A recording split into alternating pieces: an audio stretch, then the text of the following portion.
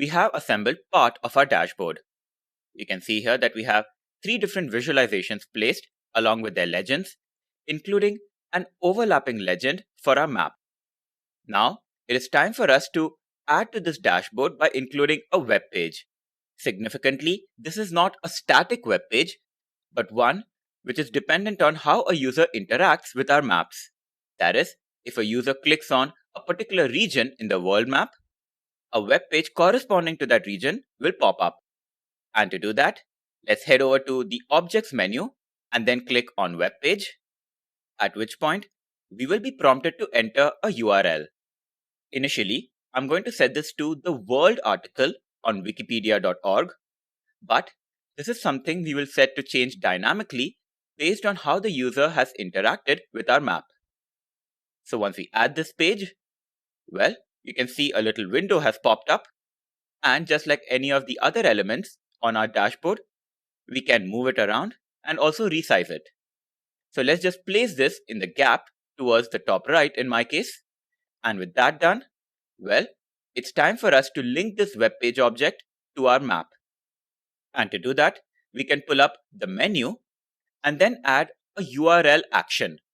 An action is something which can configure dynamic behavior in Tableau objects. And in the case of our web page object, well, we want the URL to be updated depending on what element has been selected from the charts. So let's just add this action now. And this is where we can configure which of the sheets on our dashboard this web page object is meant to interact with.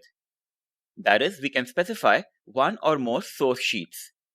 Well, in our example, we want the wiki article to pop up corresponding to a region which is selected on any of our visualizations. For example, if the user clicks on Latin America in the map, we want the wiki article on Latin America to pop up in the web page object. So let's now link this web page to all 3 sheets, and following that, we can define the URL to be loaded in the web page. So this, of course, has been set to a static value right now, pointing to the world article on Wikipedia.